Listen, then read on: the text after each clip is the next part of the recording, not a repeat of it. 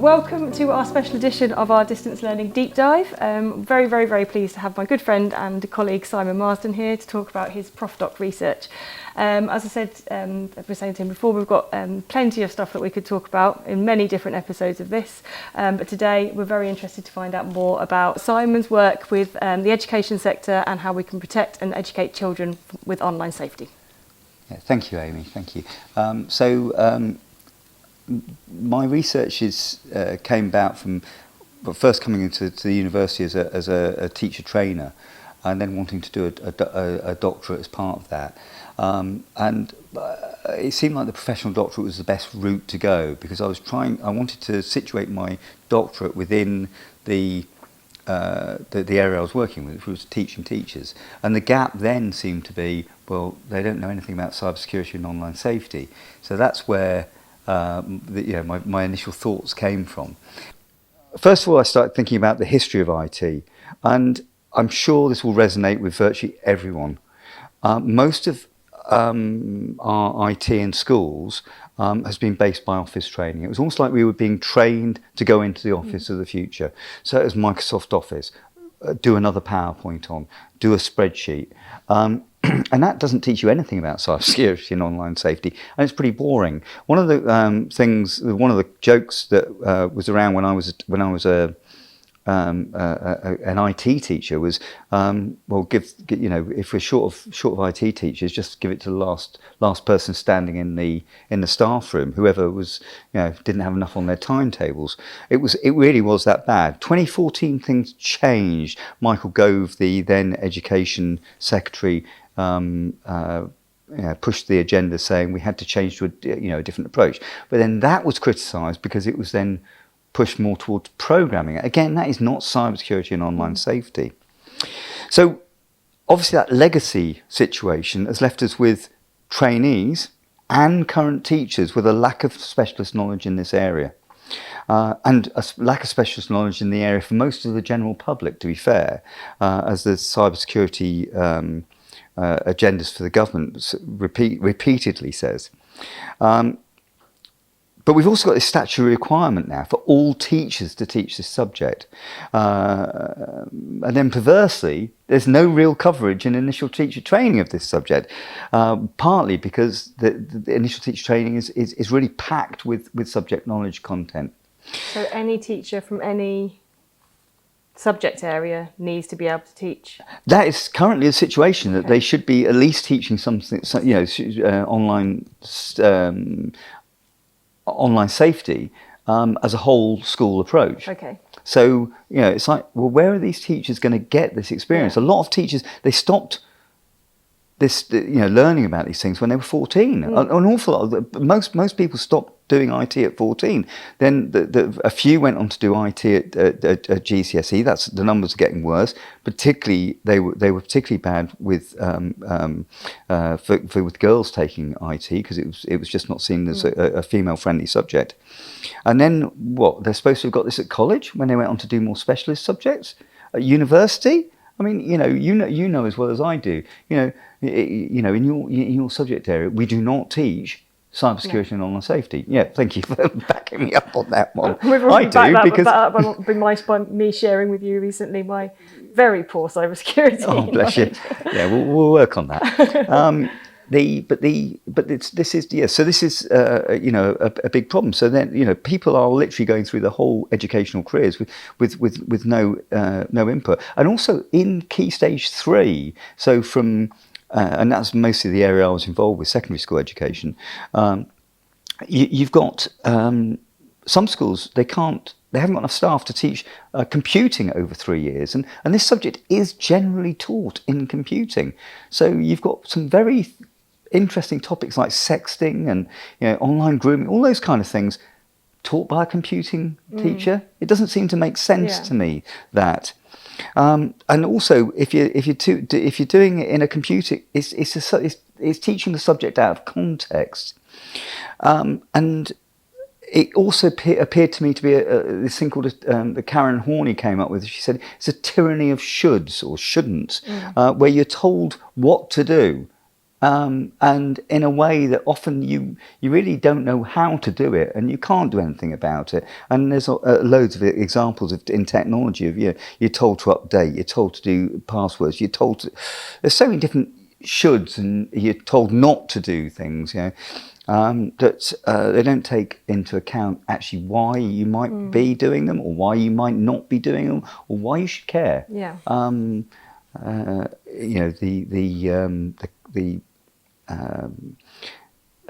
forgotten the name of the comedian. Who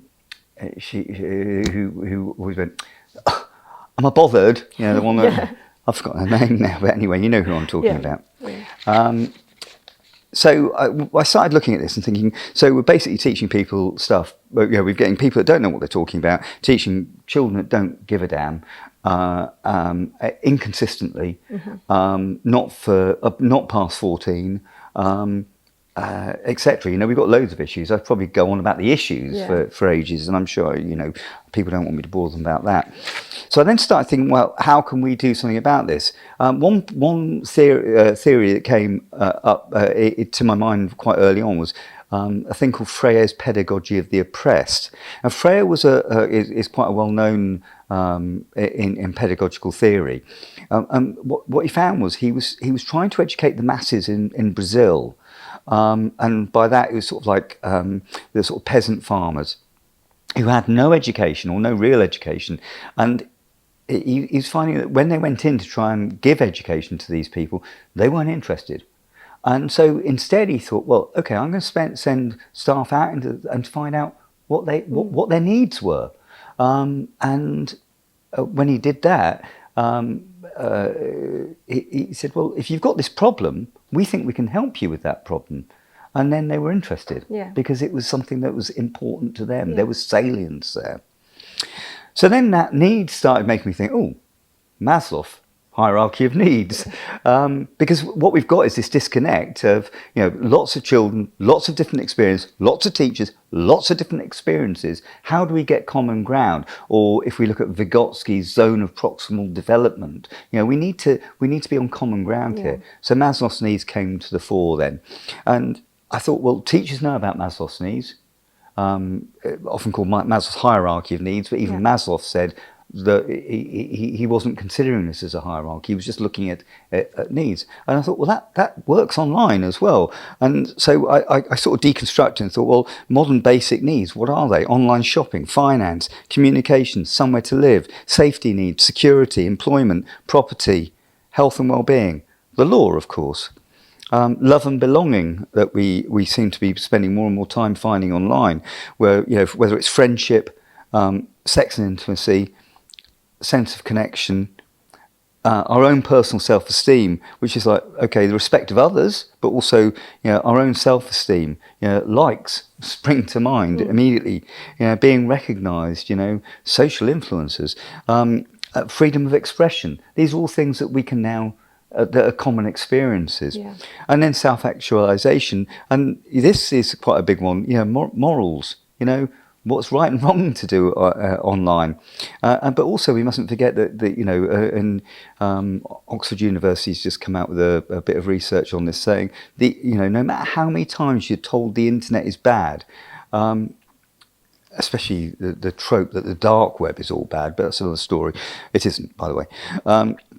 The BBC's on the dark web. You heard it here first. Or you should have heard it here a million times before, but never mind.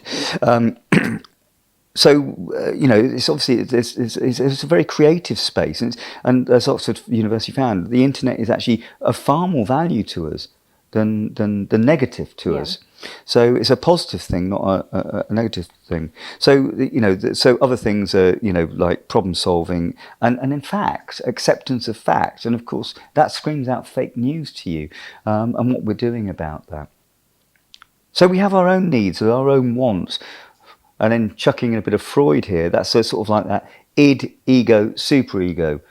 Okay, what's the superego here? We know what we want to do, and a lot of us do seem to go down this rabbit hole on the internet of, well, this is what I want to do, and there's a danger there that that id could run out of control. So our superego then becomes the societal issues.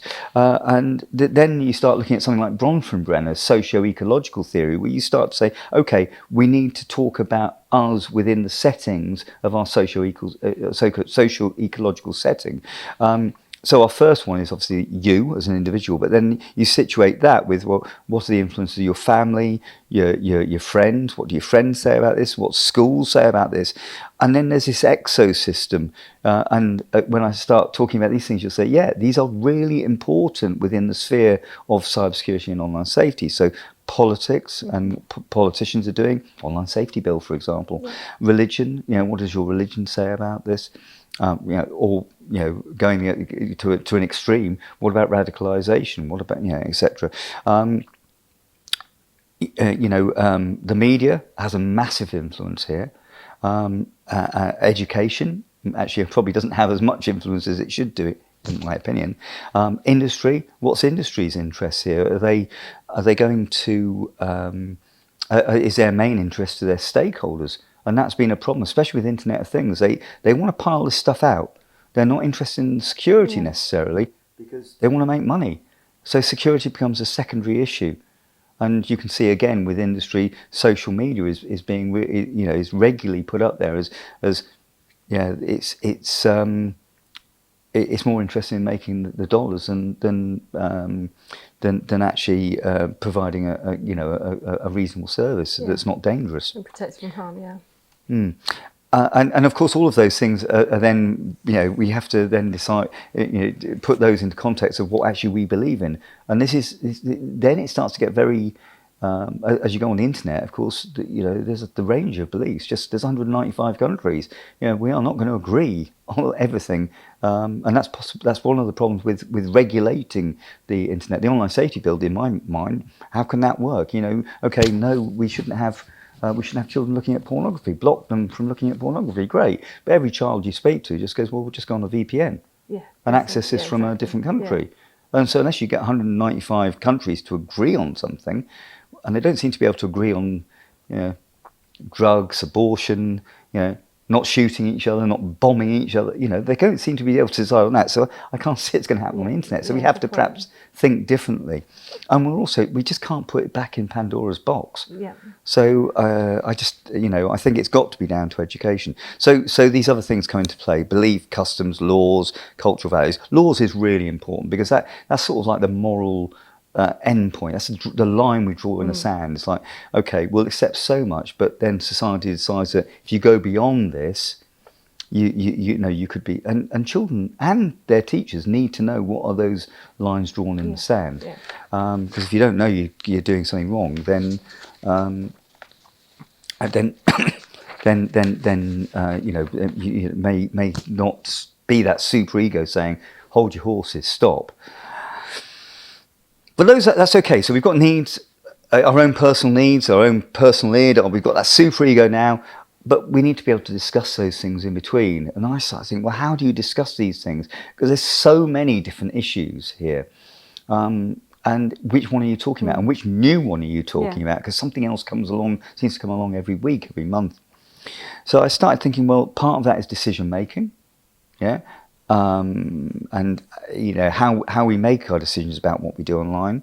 Another one, I actually sort of frame this in a mnemonic, but it's not great. It doesn't work great, but I came up with debates because of pedagogy of the oppressed. But it sort of works. Decision making, risk, exposure to risk. I know E comes after D in debates. Exposure to risk, behaviour change, whether we want to change our behaviour or somebody else's behaviour. Of course, a teacher is probably going to want to change someone else's behaviour. Accuracy of information, and what those sort of influences are, how we try and be persuaded, etc. And then we mustn't forget technology. It fits in with T there for debate. But I would probably come to that last. Once the importance has been understood, because a lot of people are switched off by the technology and frightened by it. And we're not necessarily, in my opinion, we're not necessarily teaching them stuff that makes them go, oh, so that's why I have to know about this. And that's why I'm at threat of something. And then what's right and wrong to do online? And of course, we are all existential beings, so even if it's right or wrong, people still do things that are not necessarily right. So if it's okay, I'll talk about thinking fast and slow first, which is Carmen Tversky came up with this idea, and I always think when I think about it, I think seriously that sounds like sort of pseudoscience. But when you actually play around with it a bit, it's this idea of we as human beings think fast and slow. We have to just respond to things, daily stimuli, waiting to cross a road, all these other things, which keeps us safe. But also sometimes we have to really think about things. And an example I usually give to people is just say, I'm just going to ask you 2 simple questions. I'm not trying to humiliate you. It doesn't matter if you get them wrong, but whatever. It's just I'm more interested in your reaction to the questions. And I get usually students to look at each other and ask them the questions. And the first question is usually something like, what's the capital of England? Mm-hmm. And they all go, London? And yeah, well done. And then, okay, and using an example out of Carmen's book, what's 17 times 24? And immediately everyone goes, looks up in the sky, raises their eyebrows, wrinkles, starts rubbing their... And I said, did you see what you did there? It's a completely different way of thinking. Yeah. It's thinking fast, thinking slow. And I say it sounds a bit like pop science, but Carmen got the Nobel Prize for this because he kept proving that this is what people did. But it was also seemed, Tversky would have got it as well, but unfortunately he died before that happened. And it seemed to me that was really an important thing to get people to realise, that sometimes you just need to slow down and you need to think about these things. So what do you need to think about? Well, the first one maybe is actually, is there a risk to you? Now, risk we tend to look at, in industry, we tend to look at it like this. What's a threat? Now, that's where this is a generalised thing. This works for any threat. It doesn't matter whether it's sexting, ransomware, whatever. What is the threat? Secondly, am I vulnerable to it? And of course, let's go back to the sexting example for a second. You're not vulnerable to sexting, well, maybe with artificial intelligence there, but that's a slightly different issue. You're not vulnerable to it if you don't take pictures of yourself, so threat, vulnerability, impact, what's going to happen maybe when those pictures get out, or maybe when your computer is infected with ransomware, or maybe when your phone is stolen, or your phone is lost, or whatever it is. So there will be an immediate impact of those things. And then what are the long-term consequences? And we have to also think about, okay, so as well as all of those things, what are you going to do about it? How do you protect yourself? So maybe that if you know you've got a threat, is there something you can do about it? But if something goes wrong, also, what are you going to do about it? So, I mean, a trivial example, well, it's not so trivial. If the banking systems go down, I think it did in some of that co-op arena thing. Yeah, some of them went down. Well, have you heard of money? It's not necessarily a good idea just to not have one way of doing things. I think for young people as well, it's really important that they know that there is a way out of a situation that they find themselves in, because the recent examples of the young lads, one lad in Scotland and one lad in London, who killed themselves after being exposed to sextortion, thank you, because for them their world was ending. If they'd just spoken to an adult, they would have been like, it's terrible now, but in 2 weeks' time... But you're raising a massively important issue here. We've created a society, and we are... I've lived a lot of my life in Europe, and where some of the social approaches to some of the... We tend to be quite reserved in England. And I think that's changing over time, but... people don't seem to wish to be able to talk about things like sexual relationships. I mean, sex education, again, it's in the news today. They don't want children under a certain age to be taught about anything about sex education. And I'm thinking, well, okay, fine, but what happens when they still got to have someone? If they stumble across something on the internet, and trust me, I've seen some pretty horrible things that children have been brought to me about. That they've looked at and shared with other children in the school. I'll never forget one girl coming to me, and I'm not even going to tell you what the subject matter was. It was really disgusting, I was one of my colleagues said, you've got to look at this and find, and so he said, make sure your door's locked. So I closed the door to my classroom. I was a teacher at the time, and I looked at this link that this young girl had been looking at, and I was just horrified. And so I mean, although what's the computer scientist? So I just touched the microphone there, so I'm sure that didn't do the sound any good. What's the computer scientist? Really, what skill set has that computer scientist got to deal with a young girl looking at the most revolting online material and sharing it with other kids? And when I spoke to her, it's just like butter wouldn't melt in her mouth. And I've done nothing wrong. I came across it by accident, blah, blah, blah. And I just looked at her and said, where would we be now if I'd shown you this? And then floods of tears. So, right, now we understand what the problem is. You can't go around showing people this. It's so. Anyway, I've gone off topic. Sorry, my fault, it's all right. It's all right. It's absolutely fine. I mean, but it's just that this is that lived experience thing of actually having to deal with these problems. And they're young minds that don't have that. But they've got to have. I think the point we were getting to is they've got to have someone to talk to, and we've got to be willing to talk to them about these issues. We've got to get over this. They're going to see porn.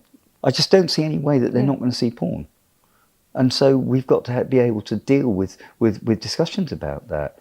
Some children, some work by, some research by Livingston, I remember seeing about 10 years ago now, and the bit that sort of almost broke my heart was a quote from a kid in this research paper. It said, "I've seen stuff on the internet, it really scared me."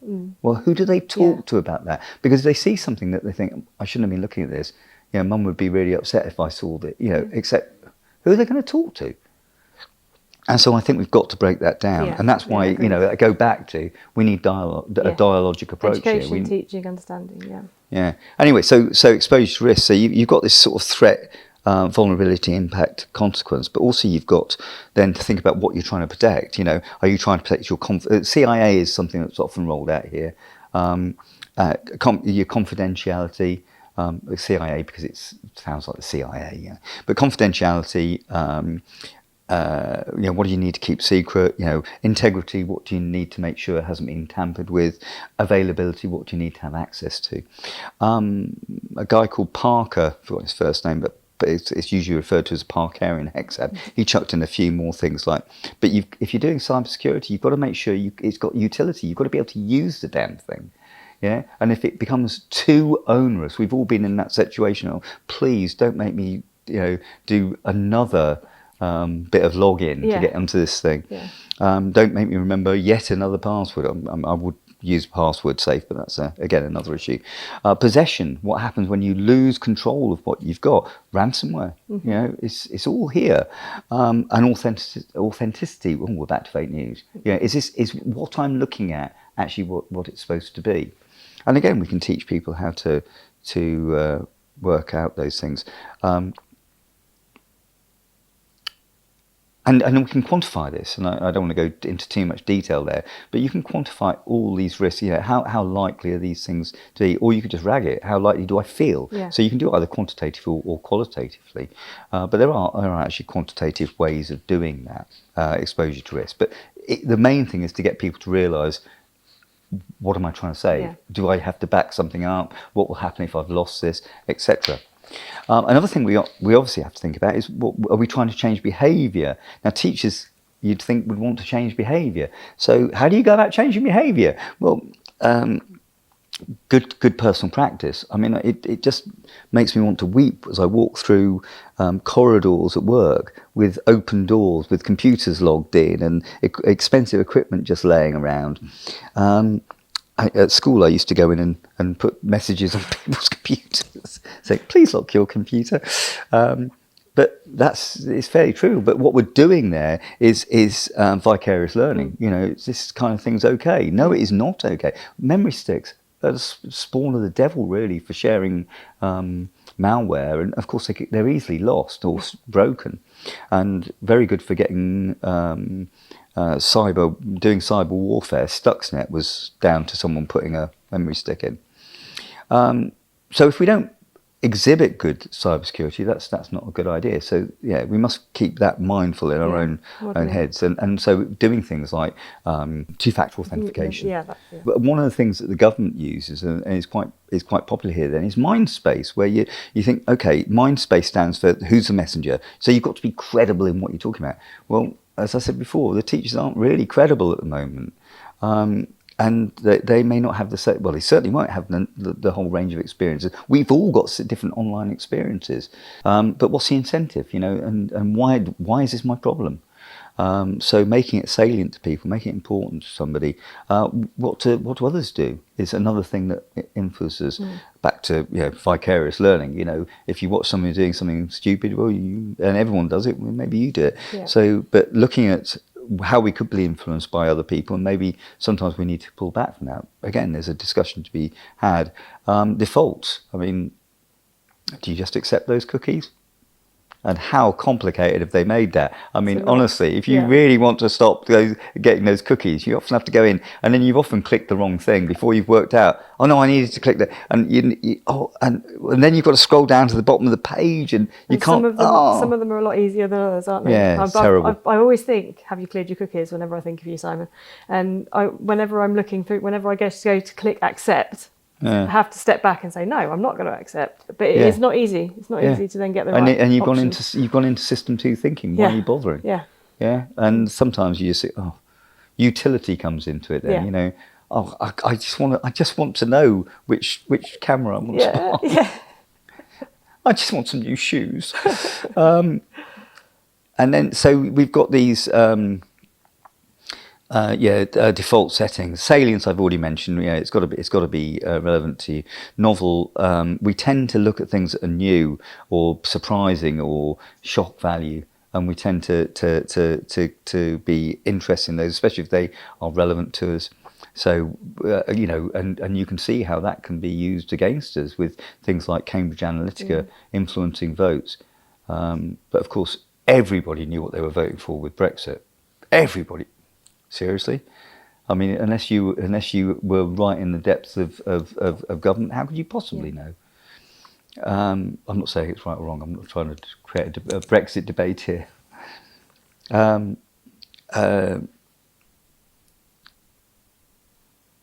We can also be impacted by some subconscious clues, and we've got to be really careful of those, because there's a whole load of persuasion techniques which I'm going on about, so that you can be persuaded where you don't know you're going to be. Emotion is big, and we see that online all the time. People are often defrauded because of things like, I don't know, I've got, I had this terrible thing happen to me, please fund me. And you find out there's nothing wrong with the person, and they've been funded and gone on holiday. And we tend to do what we want to do, which is back to that id. But one of the other things is we do tend to do things that we've committed to. So if you can get people to commit to something, say, look, yes, I'm definitely going to sort out my passwords. I'm going to have to now because you've put it on. There we go. Then they tend to do it. And then this is, bottom of MindSpace is that word ego again. E for ego. So we tend to feel better about ourselves, and there's a lot of ego type things online, whether it's like and stuff like that. So then we go to accuracy of information, which is, everyone keeps telling you there's fake news. Yippee-doo-dah, fake news. How am I supposed to know if it's fake news unless someone tells me? No one seems to do that bit. Yeah. And I mean, I know we've got things like the BBC saying, fact-checking sites and all this sort of stuff. But that's not necessary. Unless they're actually fact-checking on the bit of fake news that you've got to be able to recognise fake news yourself.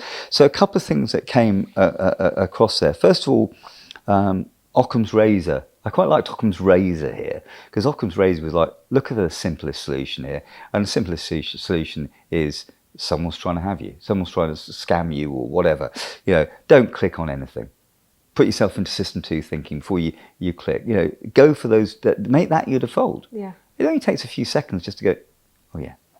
And then you can carry on when you've made that decision. Yeah. The most obvious answer is probably true. I'm sorry? The most obvious answer is probably the truth. Occam's razor. Yeah. Yeah.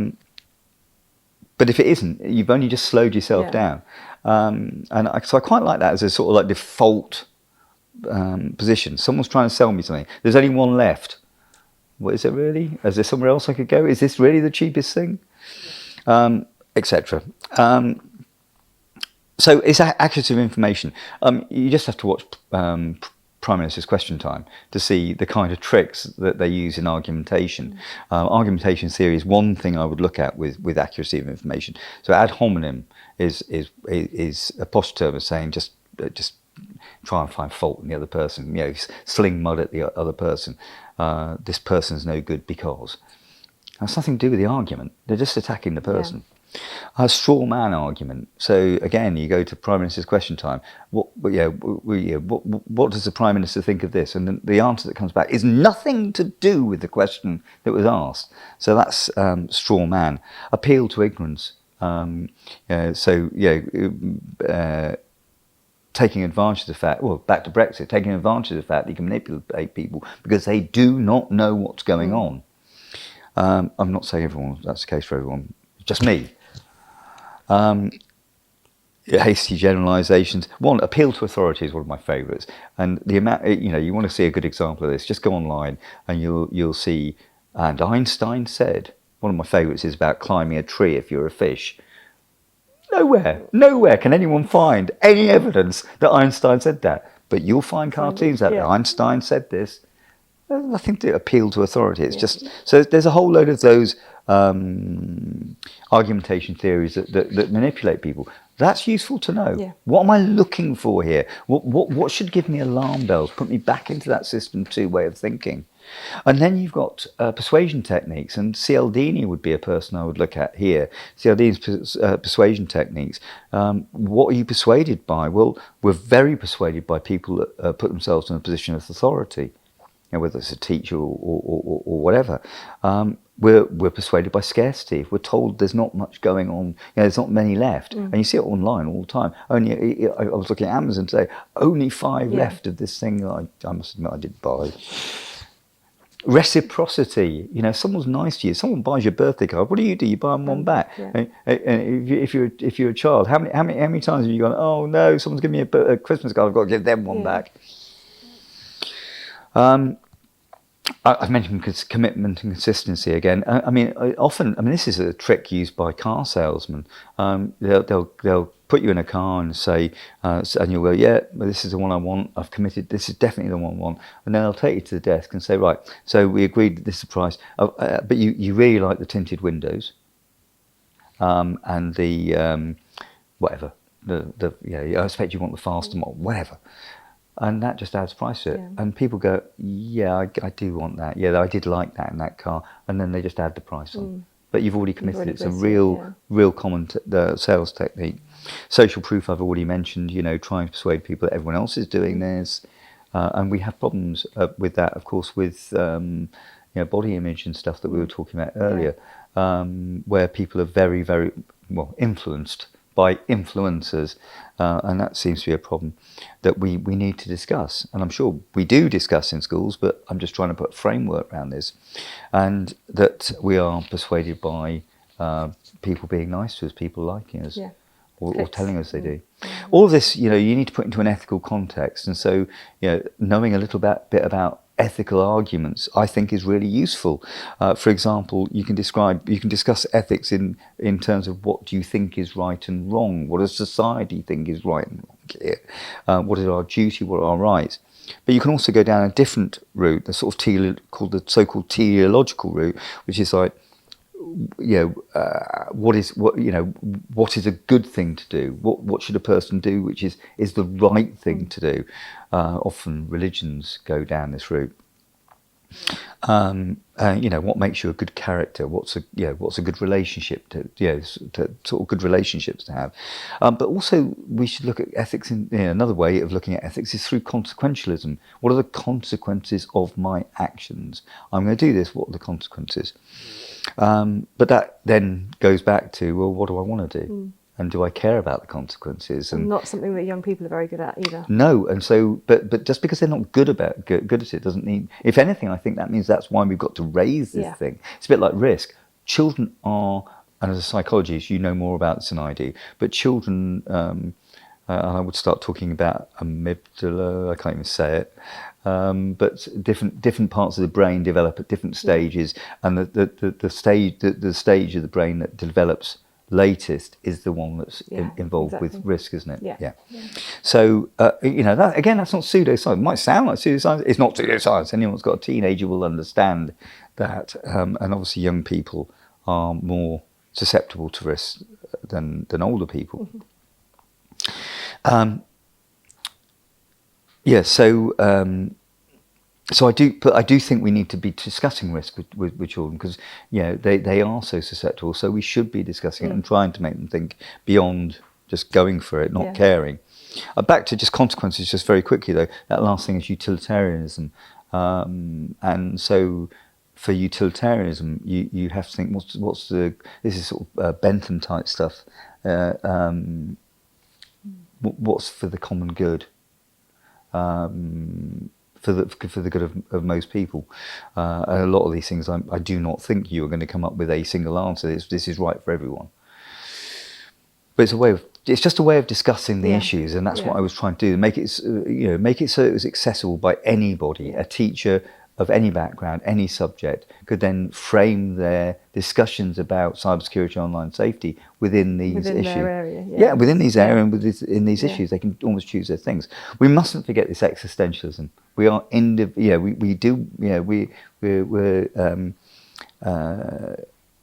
existential beings, and we will do what we want to do.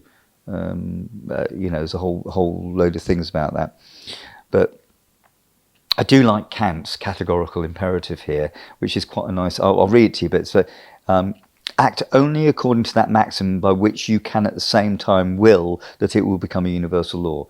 In other words, don't do things that you don't want other people to be able to do to you.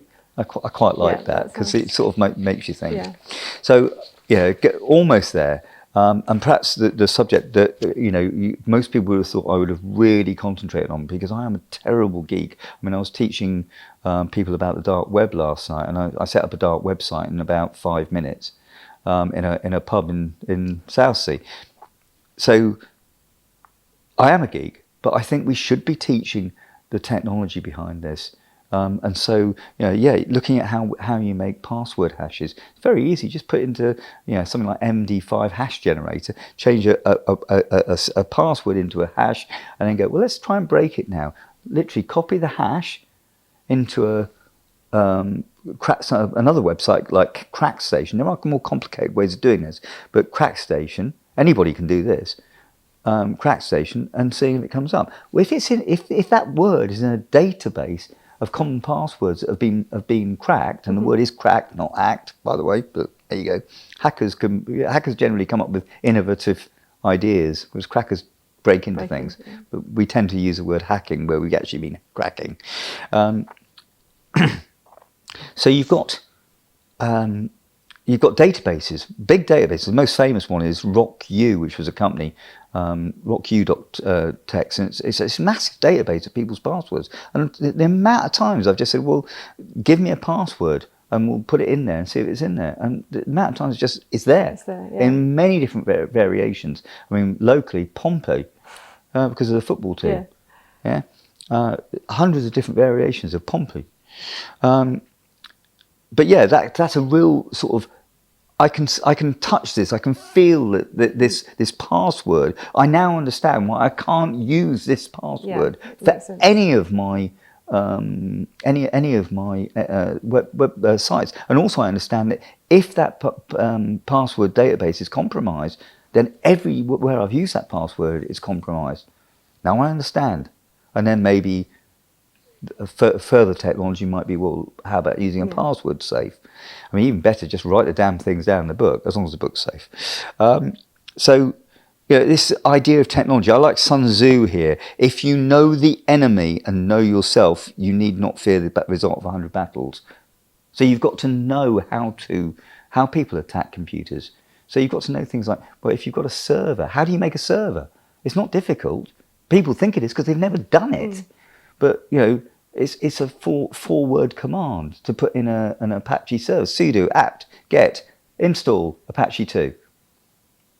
go, and it installs a web server. You've got a web server. Okay. Okay, there are other complications, other steps, but it's not rocket science. Okay.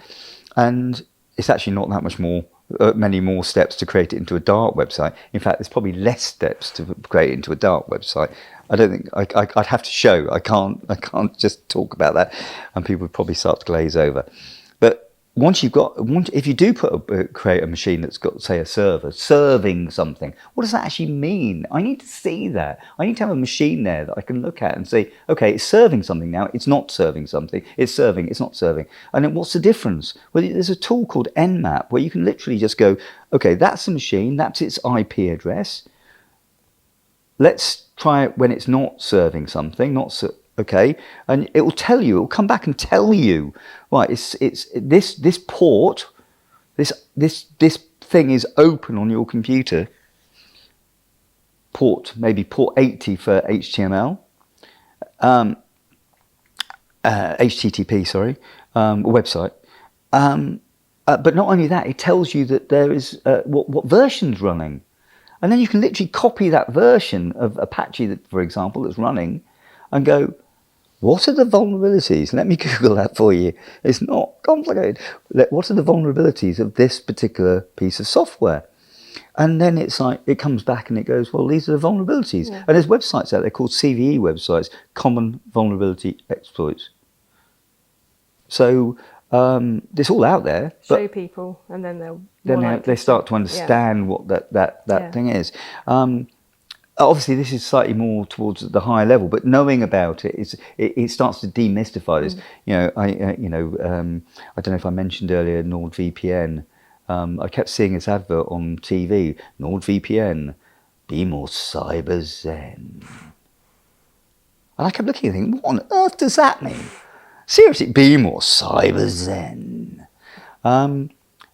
Interestingly, a lot of their well, not a lot, but some of their adverts were censored by the advertising for being too scary and stuff like this. But Be More Cyber Zen really got to me, because it's like really abstracting the reality of what the internet is and what the threats and vulnerabilities are. And playing on people's fears, not actually teaching them what it was about. When actually all of this stuff, I teach to the undergraduates, and it's these are non-computing undergraduates, and I teach them, and they just look at me and go, "I can't believe it's that simple." Yeah, I'm like, but they don't know. You don't know what you don't know. So just to finish off that sort of, so Nmap gives you the port, it gives you the version. The version, you can go on CVE, you can find out what and then you could actually, you can find the software, do that exploit. But no, there's something called Metasploit out there, and Metasploit is a piece of software which then actually does all these things for you. It goes, what's open, what's vulnerable? Here's a whole list of things that you can attack it with. Which one would you like to try? Yeah. Now it's a bit like my dad teaching me how to use a credit card to open a Yale lock. It didn't, just because you know these things exist, well, it's good. Know that they exist, because then you know that they can be, that you can, you need to do something about these things, or you need to offset it, give the risks to somebody else. Let an internet service provider provide your web space or whatever it is.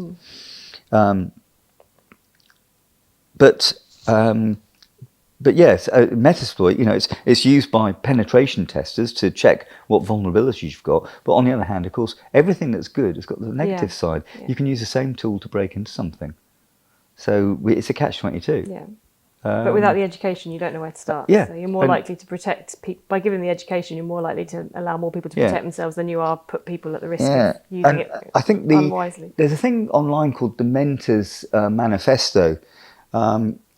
I'd strongly recommend looking it up, but one of my favourite lines, it's not very long, but one of my favourite lines in the Hacker's Manifesto is about his experience at school. And it says, "We hungered for steak, and yet you..." what was it? Oh, God, it would help if I knew the quote, wouldn't it? oh, you fed us scraps when we hungered for scraps for steak. That was pretty much. I hope I haven't messed that up too much. We hungered. You fed us scraps when we hungered for steak, and I think that's what we've ended up doing. We've definitely in school gone down a risk averse, and schools are very risk averse. So it's like, I can't teach them how to break into computers. Well, yeah, you can, as long as you talk about the ethics and the morals and the legal implications of you doing someone else's thing. I think I was saying about my dad teaching me how to break into a Yale lock with a credit card. Well, fine, but it didn't mean I went next door and nicked someone's TV, did it? I mean, I have been in prison, but I was teaching there. I wasn't an inmate. But seriously, a lot of us know how to carry out criminal acts. We don't do it. Yeah. Because of our ethical, a moral situation, whether it's because you're scared of getting caught or because you think it's wrong. Yeah. But these are discussions you can have. And yeah, I mentioned the dark web earlier. I mean, honestly, it just makes me want to weep when I say to people. I regularly ask people about dark web and say, "So, dark web, what do you think then? Legal or illegal?" "Oh, illegal." Yeah, or you get people talking about it, especially the media, and they saw stuff on the dark web. And I'm thinking, stuff? What stuff? What did they see on the dark web? Was it on the dark web or was it on the surface web? Yeah, and often it is on the surface web, and also you need to go on the surface web, or you need someone to tell you how to get something, usually via the surface web, to find something on the dark web. But the dark web was invented by the research arm of the American Navy SEALs, and it was not about producing something that was horrible. It was about producing something that was where people in dangerous areas could either get access to news, post news if they were journalists, find out what was going on in the outside world. So you then I normally show people, and also obviously there's different rules around the world. So I show them things like gun sites and drug sites, which are on the dark web, but of course they could be frauding you. And then there's a whole debate about whether people should be able to have or not have drugs or whatever, which might be a bit too much of an ethical debate at the moment. But but where I normally get people to start thinking is when I say to them, "Well, let me show you this really dodgy site." And then I just go and show them the BBC, which of course has got its own dark website. Why? Because in some places the BBC is illegal. You cannot access the BBC, but you can via the dark web. And then I show them the Ukraine version of the BBC, the Russian version of the BBC.